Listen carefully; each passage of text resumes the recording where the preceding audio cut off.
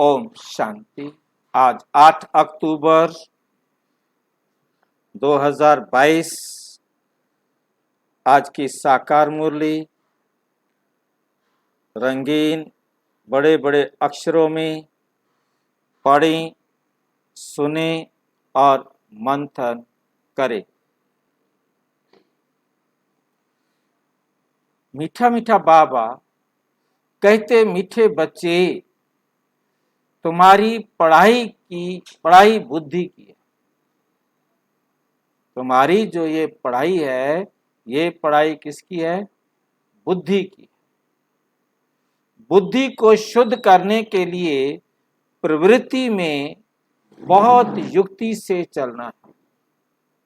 बुद्धि को शुद्ध करने के लिए प्रवृत्ति में बहुत युक्ति से चलना है, तरीके से चलना है, सोच समझ कर चलना है।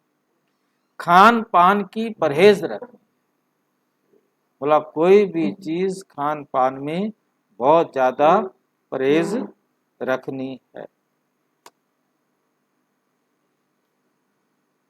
रहना घर परिवार में, घर परिवार को छोड़कर नहीं जाए, परंतु बुद्धि को शुद्ध रखने के लिए शुद्ध भोजन लेना।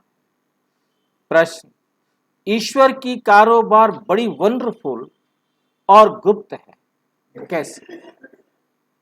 बड़ी वंडरफुल है और बड़ी गुप्त है, कैसे? उत्तर, हर एक के कर्मों का हिसाब किताब चुकतू करवाने की कारोबार बड़ी वंडरफुल और गुप्त है। बड़ी वंडरफुल है और गुप्त है। कोई कितना भी अपने पाप कर्म छिपाने की कोशिश करे, कोई कितना भी अपने पाप कर्म छिपाने की कोशिश करे, लेकिन छिप नहीं सकता। सजा जरूर भोगनी पड़ेगी।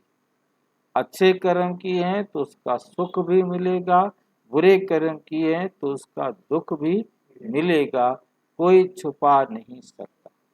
और ये भी उसके साथ हमें बुद्धि में रहे, पता नहीं किस जन्म में कब किए थे और उसका फल किस जन्म में कब हमारे सामने आ जाए। ये नहीं कि हमने इस जन्म में तो कोई कर्म ऐसा नहीं किया। हर एक का खाता ऊपर में रहता है। भक्त खुश कि हमारा रजिस्टर ऊपर है, शिव बाबा के पास, नीचे किसी के पास नहीं है, नहीं तो गड़बड़ हो जाए।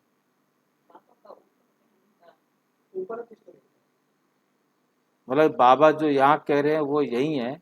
बाबा का कहने का मतलब, क्योंकि भगत बच्चे बैठे होंगे ना, उनको उसी प्रकार से बात करेंगे। इसलिए बाप कहते हैं, बाप का बनने के बाद कोई पाप होता है तो सच बताने से आधा माफ हो जाएगा, आधा माफ हो जाएगा। सच बता दो कि मैंने ये गलती की है तो आधा क्या हो जाएगा? माफ हो जाएगा। सजाएं कम हो जाएंगी, होंगी? क्यों? फिर बाबा कह क्यों रहा है? भक्त बैठे।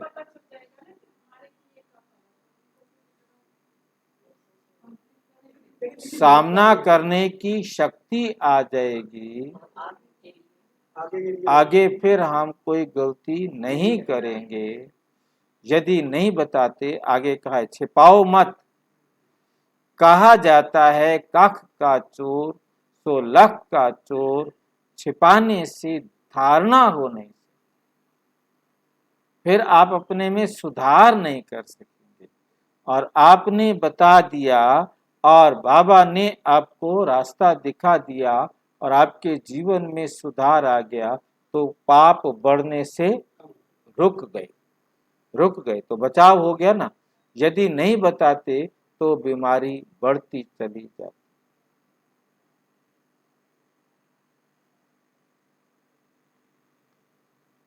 ओम शांति। किसकी याद में बैठे हो? बाबा की याद में कहेंगे सारे। बाबा पूछ क्यों रहे हैं फिर? तो बाबा के आने के इंतजार में बैठे हैं। बच्चे समझते हैं माता पिता बाप दादा अभी आएंगे, अभी आएंगे, आकर हम बच्चों को अपना वर्षा देंगे। बाबा से हम फिर से 5000 वर्ष पहले माफिक स्वर्ग का वर्षा ले रहे हैं। ये तो हर एक के दिल में होगा ना। अभी इस नरक रूपी बम्बोर को आग लगने वाली है। तुम्हारा इस दुनिया वालों से कोई भी ताल्लुक नहीं, कोई भी ताल्लुक नहीं है। तुम्हारे लिए ज्ञान भी गुप्त है तो वर्षा भी गुप्त है। लौकिक बाप का वर्षा तो प्रत्यक्ष होता है। बाप की ये जायदाद है। आंखों से देखते हैं, बाप को भी देखते हैं और वर्षे को भी देखते हैं। अब हमारी आत्मा भी गुप्त। इन आंखों से ना आत्मा को और ना परमात्मा को देख सकते। इन आंखों से ना तो हम आत्मा को देख सकते हैं और ना परमात्मा को देख सकते हैं। लौकिक संबंध में अपने को शरीर समझ इनको शरीर को भी इन आंखों से देखते हैं और शरीर देने वाले बाप को भी देखते हैं, टीचर को भी देखते हैं, गुरु को भी देखते हैं। और यहाँ तो ये बाप टीचर गुरु सब गुप्त है, देखते ही नहीं है। फिर कहते देखने की कोशिश भी नहीं करते। इन आंखों से दिखने नहीं, फिर क्या देखोगे? तीसरी आंख से समझ लो, बस है। बाकी कोई दिखाई तो ना देगा तीसरी आंख से। बच्चे जानते हैं हम आत्माओं को अब ज्ञान का तीसरा नेत्र मिला है। आगे तीसरा नेत्र नहीं था। आत्मा सोई पड़ी थी। अब आत्मा को जगाते हैं तो आत्मा भी गुप्त है। जैसे आत्मा आकर इस शरीर में प्रवेश करती है, वैसे शिव बाबा भी इस ब्रह्मा के तन में क्या करते हैं? प्रवेश करते हैं। हमको फिर स्वर्ग का मालिक बना रहे हैं। बुद्धि भी कहती है हमने अनेक बार बाप से वर्षा लिया है, आधा कल्प के लिए, फिर आधा कल्प गंवा देते हैं। आधा कल्प का राज्य लेते हैं, आधा कल्प गंवा देते हैं। फिर से हम श्रीमत पर अपनी राजधानी स्थापन कर रहे हैं। श्रीमत देने वाला भी गुप्त है। तुम्हारी आत्मा जानती है कि हम परम पिता परम आत्मा से गुप्त रूप से सुन रहे हैं। आत्म अभिमानी जरूर बनना है। आत्म अभिमानी जरूर बनना है। पहले आत्मा है, पीछे शरीर है। आत्मा अविनाशी, बाप भी अविनाशी। बाप जो शरीर लेता है वे विनाशी। इस शरीर में आकर बच्चे बच्चे कहते हैं। बाबा इस शरीर में आकर बच्चे बच्चे कहते हैं और स्मृति दिलाते हैं कि मैं आया हूँ तुमको दैवी सतयुगी स्वराज्य के लिए पुरुषार्थ करा। देवी सतयुगी स्वराज्य के लिए पुरुषार्थ कराने। पुरुषार्थ भी पूरा करना है। सतयुग में सिर्फ तुम्हारा ही राज्य होगा। तुम राज्य करते थे, फिर पुनर्जन्म तो लेना होता है। जो श्री कृष्ण की वंशावली अथवा देवी कुल के थे वही फिर रहेंगे, वही फिर देवी कुल के लिए सतयुग के लिए रहेंगे। दूसरा फिर कोई नहीं होगा, चंद्रवंशी कुल भी नहीं होगा। ये तो बहुत सहज बातें हैं समझने। बरोबर सतयुग में कोई धर्म नहीं था। अभी तो ढेर धर्म है, आपस में लड़ते झगड़ते रहते हैं, अनेक तालियां बजती रहती हैं। सतयुग में धर्म ही एक है तो ताली बजती, तो ताली बजती नहीं। तो तुम बच्चे गुप्त ही अपना राज्य स्थापन कर रहे हो। हर एक कहेंगे हम अपने राज्य में ऊंच पद पाने का पुरुषार्थ कर रहे हैं, ऊंच पद पाने का पुरुषार्थ कर रहे हैं। तो इतनी बहादुरी भी चाहिए, इतनी बहादुरी भी चाहिए। तुम्हारा नाम ही है शिव शक्तियां। शेर पर सवारी कोई होती नहीं है, ये महिमा दिखाई है, इसलिए शक्ति को शेर पर बिठाते हैं। तुम कोई शेर पर तो नहीं बैठते, तुम कोई शेर पर तो नहीं बैठते हो, तुम तो माया पर जीत पाने वाले हो। ये पहलवानी दिखाते हैं हो, इसलिए तुम्हारा नाम है शिव शक्ति सेना। बाकी कोई शेर पर तो ना बिठाएंगे, या कोई शेर पर ऐसे बैठकर सवारी थोड़ा करेगा। और कितना एकदम हमारी बुद्धि में अंधविश्वास बैठा हुआ था। शेरा वाली आगे ये शेर पर बैठती क्या करेगी शेर?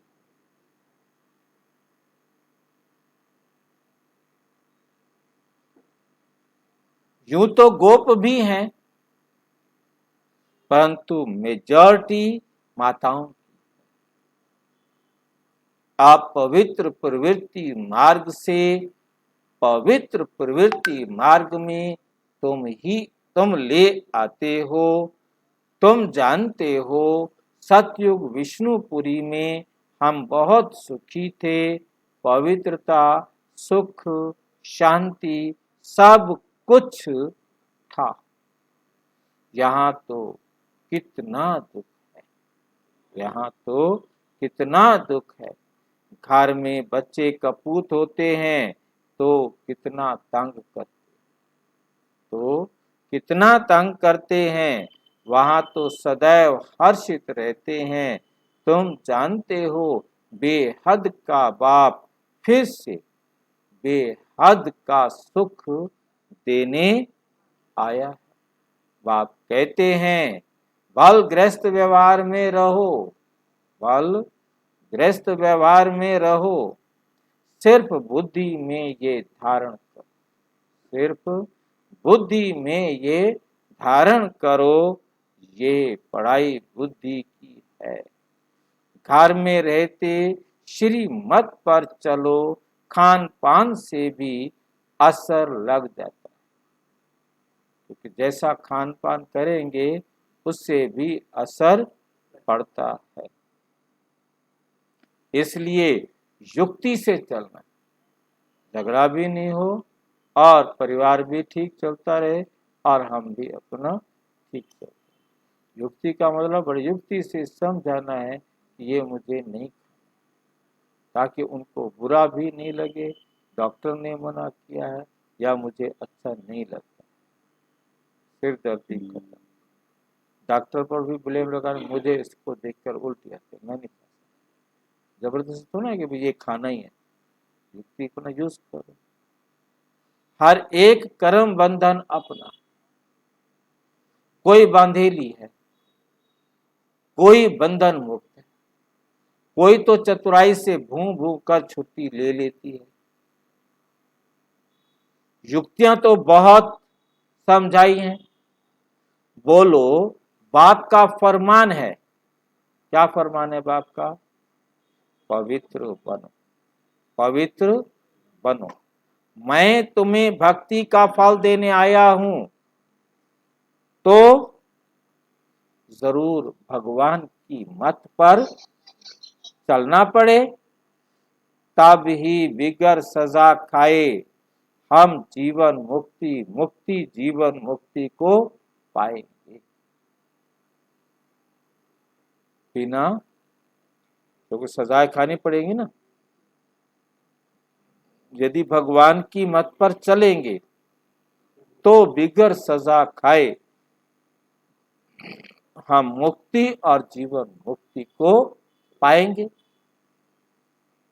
जन्म जन्मांतर का बोझा सिर पर है, जैसे बाप एक सेकंड में मुक्ति जीवन मुक्ति देते हैं, वैसे सजाएं भी एक सेकंड में मिल जाती, सजाएं भी एक सेकंड में मिल जाती, परंतु भोगना बहुत,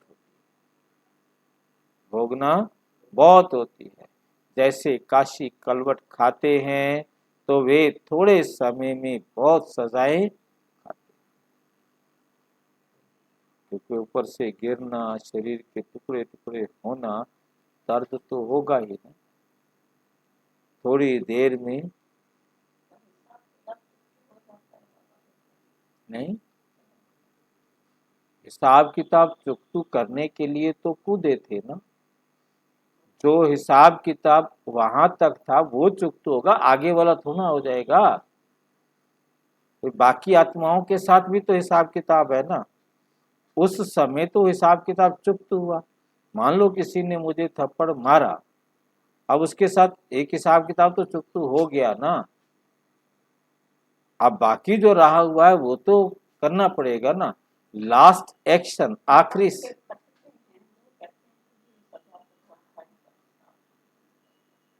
परंतु शरीर तो कहीं, आत्मा तो जाके जन्म लेगी ना। क्यों लिया जन्म?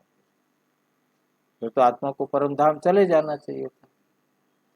फिर उसने जन्म किस लिए लिया? जहां उसका सुख दुख का हिसाब किताब है, लेना पड़ेगा ना। क्योंकि घर तो आत्माएं सारी एक साथ जाएंगे। हाँ, वो हिसाब किताब चुप हो गया। क्योंकि जो जो उसने शारीरिक कष्ट अपने ऊपर लेना है, वो हिसाब तो पूरा हुआ ना। वो दर्द जो लेना है वो कैसे लेंगे?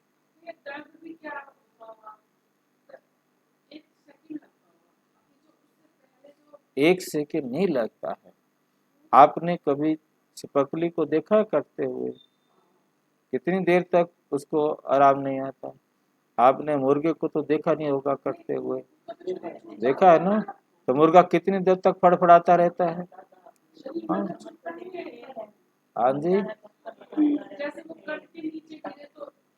शरीर के टुकड़े होंगे, शरीर गर्म है, शरीर गर्म है, सारा फड़फड़ाता है नहीं। और वो दर्द तो होगा ना। आत्मा को दर्द की महसूस तो होगी। डिपेंड ये करता है कितनी देर। इसमें डिपेंड करता है शरीर छूटने पर। किसी का कुछ सेकंड्स में शरीर छूटता है।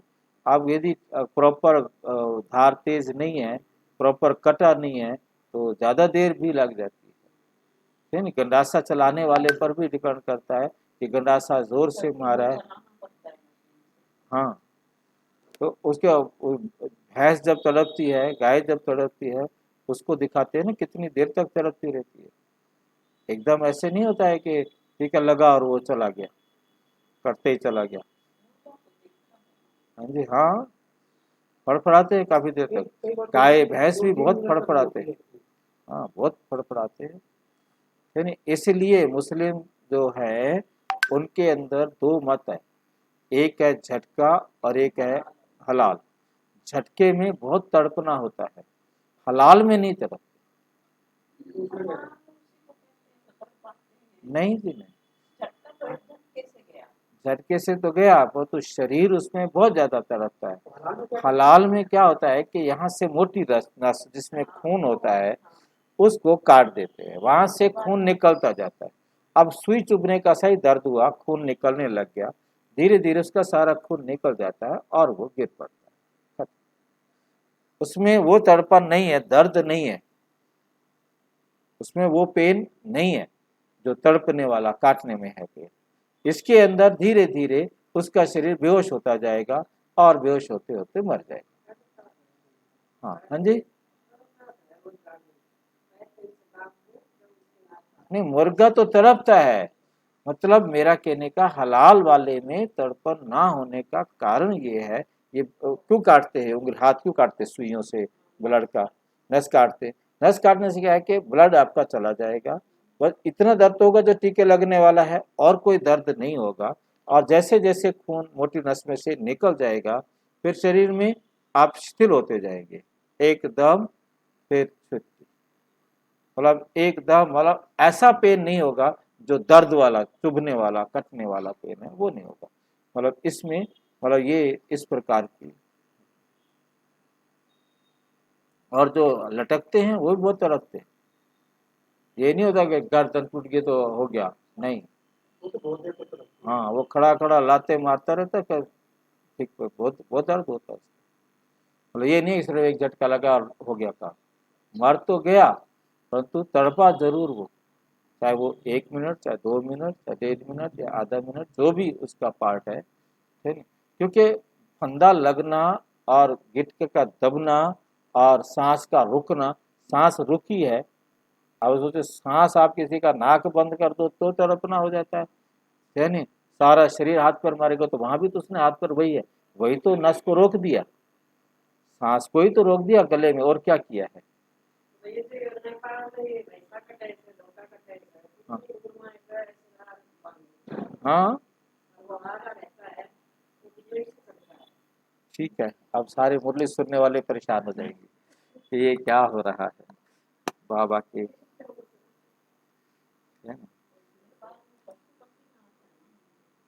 जो भी है मतलब हमें समझ लेना है, काशी कलवट खाते हैं, गिरना, कटना, दर्द उस आत्मा के अपने कर्मों के हिसाब से उसको लेना ही लेना है। परंतु हिसाब किताब चुकतू हो जाता है उस समय तक का, जो उस पार्ट में, उस रोल में हिसाब किताब था वो बराबर होता है। तुमको तो बिगर सजा खाए हिसाब किताब चुकतू करना है, आप बिना हिसाब किताब क्या बोलते हैं, सजा खाए हिसाब किताब कैसे चुकतू करोगे भाई? क्योंकि आपको समझ में आ गया है, आप अप्लाई करें कि मैं इस देह से न्यारी आत्मा हूं, ये जो कुछ भी हो रहा है वो इस देह को हो रहा है और मैं इसको साक्षी होकर देख रही, देखना है, साक्षी होकर देखना है, न्यारा होकर देखना है, एंजॉय करना है। क्यों एंजॉय करना है? क्योंकि मेरा हिसाब किताब बराबर हो रहा, दुखी नहीं होना। जितना दर्द हो रहा है दर्दित हो रहा है और कुछ भी नहीं। दर्द कितना भयानक हो सकता है, कुछ भी नहीं। मेरा तो कुछ भी नहीं हो रहा ना, जितनी देर दर्द मिलना है इस शरीर के द्वारा हमें 1 सेकंड कम नहीं मिलेगा, 1 सेकंड ज्यादा, क्योंकि साक्षी होने का अभ्यास अभी से करेंगे, छोटे छोटे दर्द को भी अभी से एंजॉय करना शुरू, चाहे वो अपने शरीर का हो, चाहे दूसरे शरीर का हो, परिवार का हो, समाज का हो, हर तरफ से दुख दर्द तो पेपर आते ही रहते हैं, आए, और उसके दर्द से अपने आप को न्यारा रखने का साक्षी होकर, इस देश से न्यारे होकर उसको अनुभव।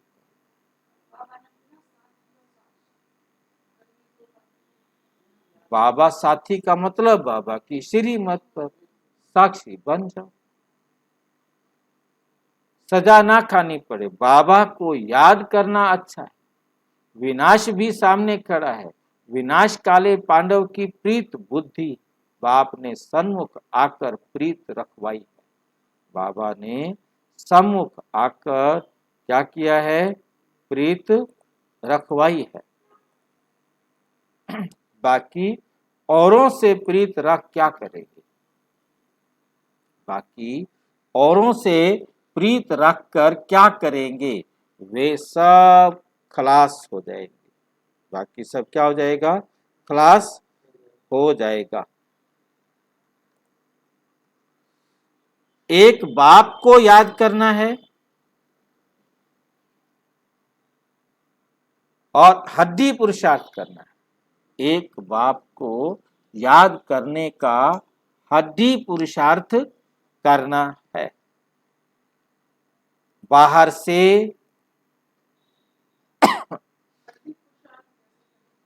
हड्डी पुरुषार्थ क्या होता है?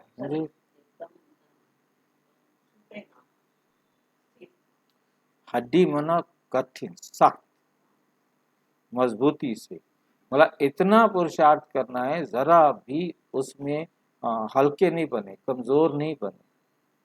मतलब वह ना, ये मेरे से नहीं हो सकता, मैं कैसे करूं, नहीं, दृढ़। बाहर से करके, बाहर से करके मित्र संबंधियों से खुश खैराफत पूछी जाती है। लाइन समझ रहे? एक बाप को याद करने का हड्डी पुरुषार्थ करना है। एक भी बात बाबा की श्रीमत से अलग नहीं कर, मतलब जरा भी, मतलब अल्टरनेट नहीं देना उसको, विकल्प नहीं देना है उसको। और बाहर से करके मित्र संबंधियों से खुश खराफात पूछी जाती है, परंतु दिल एक बात। ऊपर ऊपर से सबसे पूछो, ठीक हो, सब ठीक है, परंतु कहना एक बाप का मानना। मिलो गिलो सबके साथ, युक्ति ये रहे कि उनके साथ मिलना है, उतना उनको रूहानी स्नेह सहयोग सब देना है, परंतु बाबा की श्रीमत। जिस्मानी आशिक माशूक घर में रहते एक दो को याद करते हैं। तुम आशिक बने हो शिव बाबा के, वे तुम्हारे सम्मुख है, वे तुमको याद करते हैं, तुम उनको याद करो। शिव बाबा क्या करते हैं? तुमको याद करते हैं और तुम उनको याद करो। शिव बाबा इस शरीर में आकर आत्माओं की सगाई स्वयं से कराते, खुद आते हैं, खुद आकर खुद से सगाई। ऐसे होता है? शिव बाबा ही कर सकते हैं ना। खुद परम धाम से आए, आकर हम सब आत्माओं की सगाई अब स्वयं के साथ स्वयं कराए। इसको कहा जाता है आत्माओं का परम पिता परमात्मा के साथ कल्याणकारी मेला। बेटा बनाता है हमें या सजनी बनाता है सगाई कराते हुए? नहीं मला, हाँ जी, तो बेटा बनाता है तो बेटे की भी सगाई होती है क्या? नहीं, मतलब मैं ये, चलो सजनी बनाए तो चलो हमारी सगाई हो गई शिव बाबा के साथ, बेटा बनाए तो सगाई होगी। वर्षा दे तो सगाई क्या करेगा? सगाई होगी, क्योंकि शिव बाबा का अपना कोई बच्चा नहीं है। शिव बाबा ने किसी को पैदा नहीं किया है। शिव बाबा ने संबंध जोड़ना, संबंध भी जोड़ना है नहीं, शिव बाबा के साथ सगाई करना, संबंध जोड़ना, ठीक है नहीं। और सगाई टाइम होता है, यदि दोनों में से एक तोड़ना चाहे तो तोड़ सकता है। ऐसे हमारी भी सगाई हुई है, हम ना चाहे आना, हम नहीं बनते आपके बेटे, है नहीं, और बाबा कहे कि मैं नहीं बनाता तेरे को बेटा, जा रावण के बच्चे रावण के पास जा, है नहीं। तो इस प्रकार से ये सगाई है, मतलब हमारे जितने भी रिश्ते हैं उन सब, वो रिश्ते हमारे थे नहीं, जो रिश्ते नहीं होते उस रिश्ते को बनाने के लिए जो संबंध, जो एडॉप्शन, जो रीति अप्लाई की जाती है उसी को सगाई कहते हैं। सगा बनाना है नहीं, बनाया जा रहा है, क्योंकि पत्नी कोई है नहीं, पति कोई है नहीं, बनाया जा रहा है। आत्माओं का परम पिता परमात्मा के साथ कल्याणकारी मिलन है। ये आत्माओं का परम पिता परमात्मा के साथ कल्याणकारी मेला है। तुम ज्ञान गंगाएं हो, ज्ञान सागर बाप एक है। बाप को याद करने से विकर्म विनाश। जो भी हमने किसी जन्म में कोई भी पाप कर्म किए हुए हैं उनको सामना करने की शक्ति आ जाएगी और फिर हम उनको सहज पार कर लेंगे। बाप और कोई तकलीफ नहीं देते, सिर्फ पवित्र रहना। काम महाशत्रु है, इन पर जीत पाने से तुम श्री कृष्णपुरी के मालिक बनेंगे। बाप का फरमान है, पवित्र बनो तो 21 जन्म की राजाई पाएंगे। पवित्र बनो तो 21 जन्म की राजाई पाएंगे। पतित बनने से तो बर्तन मांज कर रहना अच्छा। कल भी बाबा ने लिया, पतित बनने से तो बर्तन मांज कर रहना अच्छा है, परंतु देह अभिमान ना टूटे। ना टूटने के कारण वर्षे को भी गंवा देते। तो कारण क्या होता है, कैसे करूं? बहुत सारे मैक्सिमम फोन यही आते हैं, कहाँ जाऊं,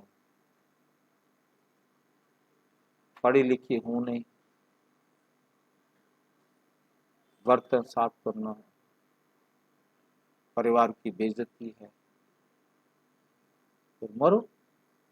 बेइज्जती है तो मरो, फिर कोई इलाज थोड़ा है।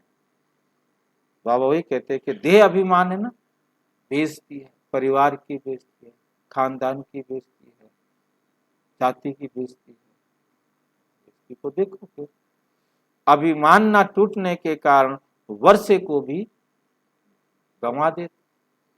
देखो बाप कितना बड़ा है, पतित दुनिया, पतित शरीर में आया है। शिव बाबा को सोमनाथ के मंदिर में पूज रहे हैं, वही बाबा इस समय देखो कितना साधारण बैठे हैं। अब परमात्मा खुद शिक्षा दे रहे हैं, इस पर भी नहीं चलेंगे तो अपने पद को ही लकीर लगा देंगे। अपने आप अपने पद को क्या करेंगे, लकीर लगा देंगे। बाप कहते हैं बच्चे पवित्र बनो। अभी सब भ्रष्टाचारी हैं, श्रेष्ठाचारी उनको कहा जाता है जो पवित्र रहते हैं।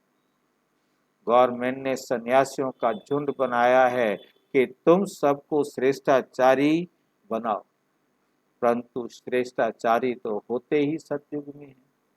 यहाँ कोई हो ना सके, यहाँ कोई हो ना सके। पवित्र ही श्रेष्ठ कहे जाते हैं। सन्यासी पवित्र हैं, परंतु फिर भी अपवित्र से जन्म लेते। सन्यासी पवित्र बने, परंतु फिर जाकर विकारी माता पिता के पास अपवित्रता से ही जन्म लिया, क्योंकि है ही माया का राज्य। कोई योग बल से जन्म तो लेते ही नहीं। बाप बच्चों को समझाते हैं, दिल हमेशा साफ रहनी चाहिए, जरा भी अहंकार ना रहे। बिल्कुल गरीब बन जाना अच्छा है। बाप है गरीब निवास, वह गरीबी वह। गरीबों को साहूकार बनाना है। बाप कहते हैं भारत को गरीब से साहूकार बनाता हूं।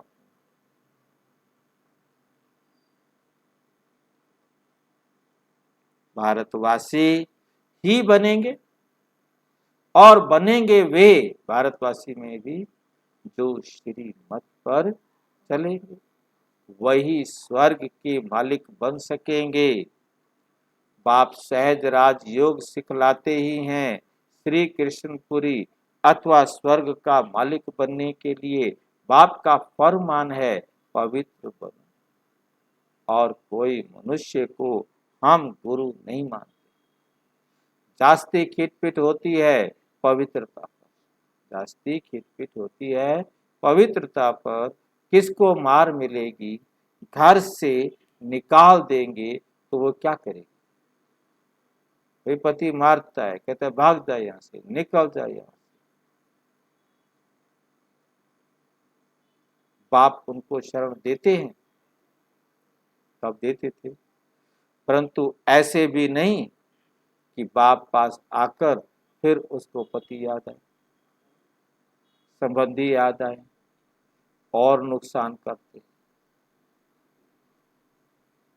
फिर दोनों जहान से निकल जाए, ना इधर के रहे और ना उधर।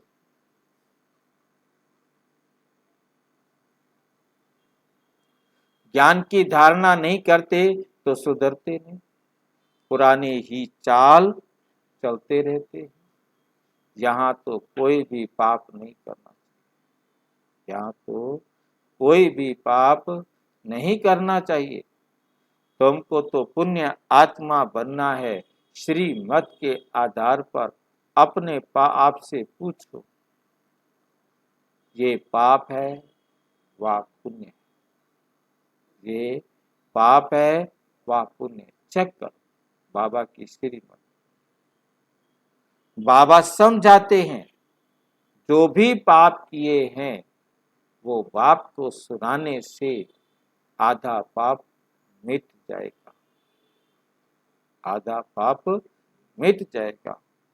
बहुत बच्चे बताते हैं हमने ये किया, ये गुनाह है, फलाने से पतित बने। बाप तो जानते हैं, बाप तो जानते हैं ना कितने विकर्म किए हैं, समझाते हैं अभी कोई पाप नहीं करो, नहीं तो सजा एकदम 100 गुनी हो जाएगी। फिर धर्मराजपुरी में साक्षात्कार कराएंगे। तुम ऐसे ऐसे पाप करके छिपाते थे, छिप तो नहीं सकता। भल नहीं देखते हैं वे बाप तो अच्छी रीति जानते हैं ना। धर्मराज के पास सारा खाता रहता है, ईश्वरीय कारोबार बड़ी वंडरफुल और गुप्त है। कहते हैं ना, जरूर पाप किया है तब तो दूसरे जन्म में छी घर में जन्म लिया। किसी अच्छे घर में जन्म लेते, अच्छा पढ़ते, अच्छा करते।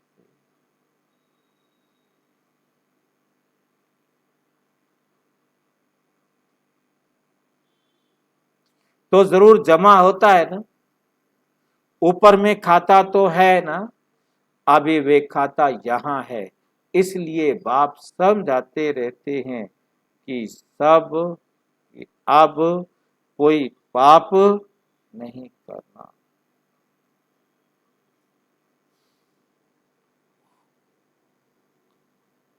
काख का चोर तो लाख का भी चोर कहा जाता है। समझना चाहिए कि हम बहुत बड़ा पाप करते हैं, फिर पद भ्रष्ट हो जाएगा, धारणा नहीं होती तो ईश्वरीय सर्विस कर नहीं, औरों का भी कल्याण करना है।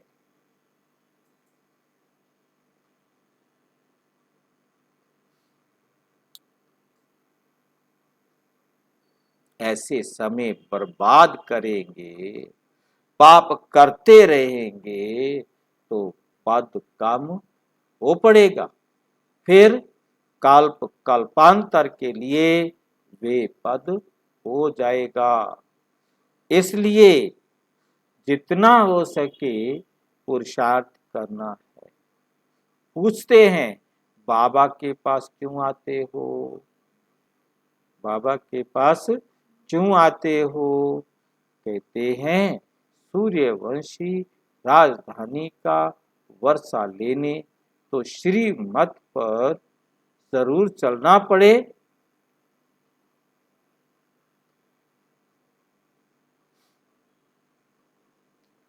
सूर्यवंशी राजधानी का वर्षा लेना है तो श्रीमत पर जरूर चलना पड़े। देखना है कि मेरे से कोई बुरा काम व पाप ना हो जाए, नहीं तो 100 गुना दंड पड़ जाएगा, फिर दासी जाकर बनेंगे। यहाँ इसलिए थोड़े ही आए हो, मम्मा बाबा कहते हो तो नर से बनना चाहिए। बिगर धारणा के कैसे बनेंगे? कैसे पद पाएंगे? धारणा पाए बिना धारणा करेंगे तब पक्का बनेंगे ना। मम्मा बाबा कहते भी हैं, माँ बाप के तख्त पर बैठे ना बैठे तो समझेंगे पूरा पढ़ते नहीं। यदि ब्रह्मा बाबा माँ बाप के तख्त पर नहीं बैठे तो भूलना क्या फायदा हुआ? माँ बाप के तख्त पर नहीं बैठे, पूरा पढ़े नहीं, समझा नहीं, ज्ञान को धारण किया नहीं। मम्मा बाबा तो नर से नारायण, नारी से लक्ष्मी बनाते हैं ना, तुमको भी बाप वही पढ़ाई पढ़ाते हैं, तो बाप से पूरा वर्षा लेना चाहिए। बहुत है जो छिप छिप करके पाप करते रहते, छिप छिप करके पाप करते रहते हैं, बतलाते नहीं, कितना भी समझाओ फिर भी छोड़ते। चोर को आदत पड़ जाती है तो चोरी बिगर, झूठ बोलने बिगर रह नहीं।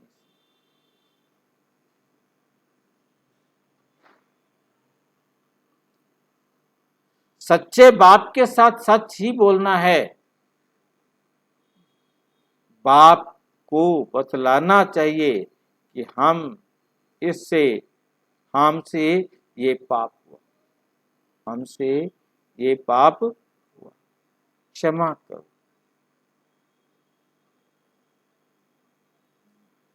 क्षमा करो। किससे मांग रहे हैं क्षमा? जिसके पास क्षमा है, क्षमा करो। माया ने पाप करा लिया, अच्छा फिर भी सच बोला है तो पाप आधा माफ हो सकता है, नहीं तो पाप बढ़ता ही जाएगा। यदि युक्ति को नहीं समझा तो पाप बढ़ता जाएगा।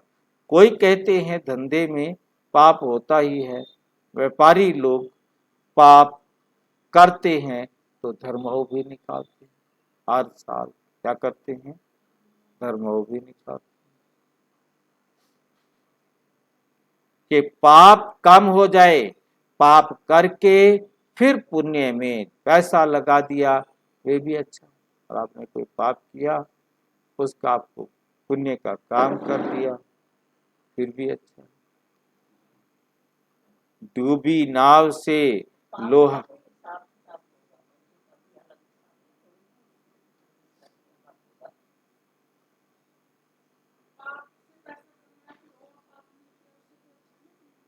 पाप का पैसा कमाया बाबा, बात अलग की है ना, उससे आपने पुण्य का में काम में लगा दिया तो वो पाप का पैसा था परंतु पुण्य काम में लग गया तो अच्छा हो गया।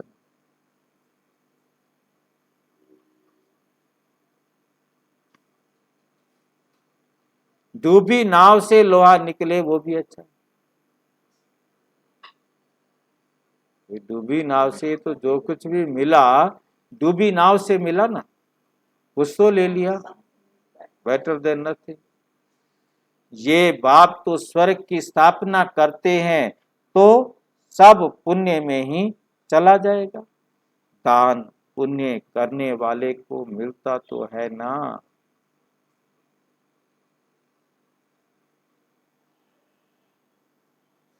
बाप हर एक को समझाते हैं, बाप हर एक बात में मत देते हैं, तो बच्चों को कभी ऐसा काम नहीं करना चाहिए।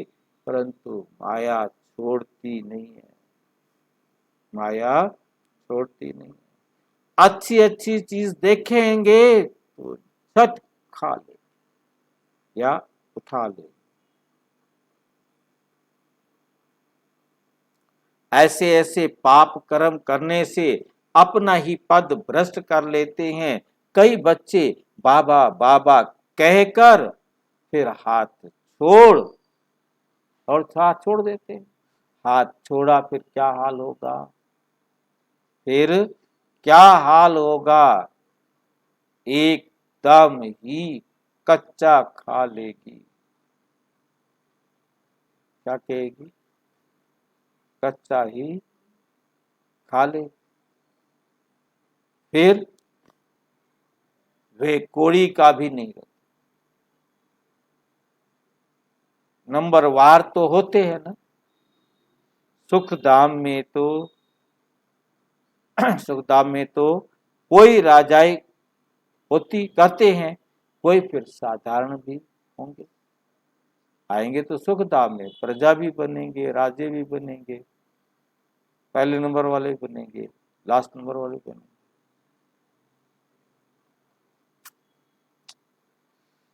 अभी कोई फिर साधारण भी होंगे, दास दासिया भी होंगे ना। अभी तुम बच्चों को बेहद के बाप से बेहद सुख का वर्षा मिल रहा है। इसलिए बाप ही श्रीमत चला पर बाप की श्रीमत पर चलकर पूरा वर्षा लो। पूरा किस पे चलना है, बाप दादा की श्री। मौत तो सामने खड़ा है, मौत तो सामने खड़ा है। अकाले मृत्यु तो होती है ना। एरोप्लेन गिरा, सब मर गए। किसको पता था कि ये होगा।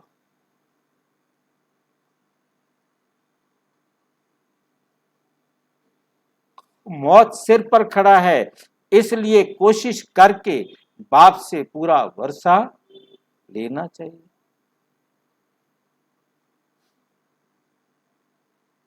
श्रीमत पर शरीर निर्वाह अर्थ कर्म भल करो, साथ साथ ये पढ़ाई भी पढ़ो, साथ साथ ये पढ़ाई भी पढ़ो। और घर के झमेले इतना आराम से करो ताकि पढ़ाई का टाइम डिस्टर्ब नहीं। बाप युक्तियां तो सब बताते, बाबा युक्तियां तो सब बताते।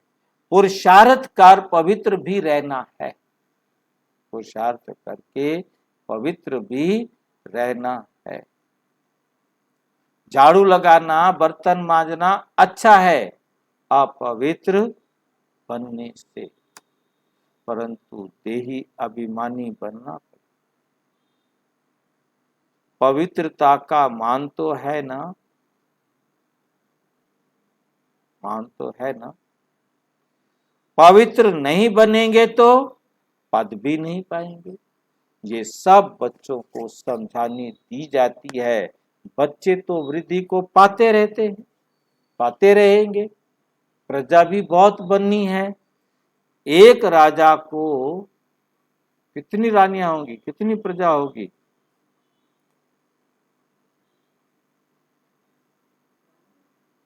एक राजा को प्रजा तो हजारों के अंदाज में चाहिए, रानी तो एक राजा को प्रजा तो हजारों की अंदाज में चाहिए ना। राजा बनोगे, प्रजा तो आपको कितनी चाहिए, हजारों के अंदाज में चाहिए ना। राजा बनने में मेहनत है, बिना प्रजा के राजा कैसे बनेंगे। अच्छा, मीठे मीठे सिक्की लदे बच्चों प्रति माता पिता बाप दादा का याद प्यार और गुड मॉर्निंग। रूहानी बाप की रूहानी बच्चों को नमस्ते।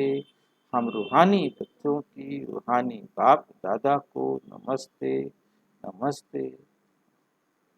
धारणा के लिए मुख्य सार, धारणा के लिए मुख्य सार है, नंबर 1, इस विनाश काल में दिल की सच्ची प्रीत एक बाप से ही रखनी है। एक की ही याद में रहना है। सच्चे बाप से सदा सच्चा रहना है। कोई भी कुछ भी छिपाना नहीं। देही अभिमानी रहने की मेहनत करनी है। अपवित्र कभी नहीं बनना है। आज के दिन कभी अपवित्र नहीं बनना है।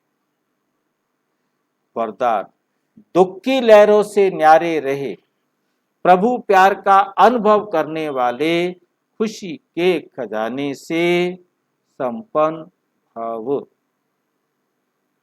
संगम के समय दुख की लहरों की कई बातें सामने आएंगी, लेकिन अपने अंदर वो दुख की लहर दुखी नहीं करे। कितनी बड़ी दुख की लहर हो, परंतु हम दुखी नहीं। जैसे गर्मी की मौसम में गर्मी होगी, लेकिन स्वयं को बचाना अपने ऊपर। तो दुख की बातें सुनते हुए भी दिल पर उसका प्रभाव ना पड़े।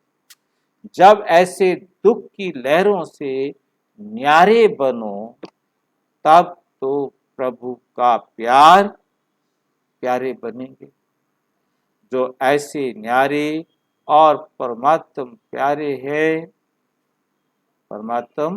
प्यारे हैं, वही खुशी के खजाने से संपन्न रहते हैं।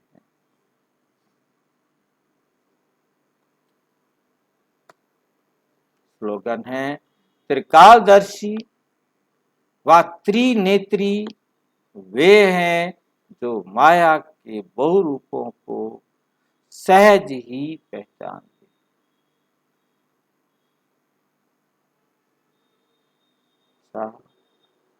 ओम शांति। विस्तार से जानने के लिए प्रजापिता ब्रह्मा कुमारी ईश्वरीय विश्वविद्यालय के किसी भी सेवा केंद्र पर संपर्क करें। और यदि कोई प्रश्न हो तो 9213106986 पर केवल टेलीग्राम करें। 9650692270 पर केवल व्हाट्सएप करें, फोन नहीं। ओम शांति।